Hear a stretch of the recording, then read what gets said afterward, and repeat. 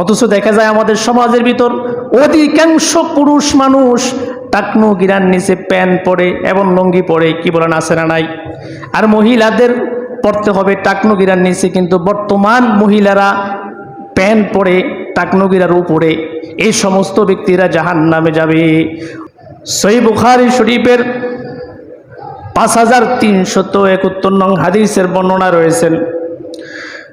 নবীজি সাহাবী আবু হুরায়রা রাদিয়াল্লাহু তাআলা আনহু বলেন, ক্বালা রাসূলুল্লাহ সাল্লাল্লাহু আলাইহি ওয়াসাল্লাম, মা আসফালা মিনাল কা'বাইনি মিনাল বিজারি ফাফিন্নার।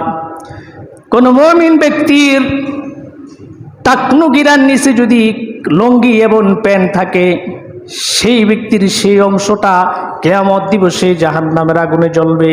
অথচ দেখা যায় আমাদের সমাজের ভিতর অধিকাংশ পুরুষ মানুষ টাকনু গিরার নিচে প্যান্ট পরে এবং লুঙ্গি পরে, কি বলেন আছে না নাই? আর মহিলাদের পড়তে হবে টাকনু গিরার নিচে, কিন্তু বর্তমান মহিলারা প্যান্ট পরে টাকনু গিরার উপরে। এই সমস্ত ব্যক্তিরা জাহান্নামে যাবে।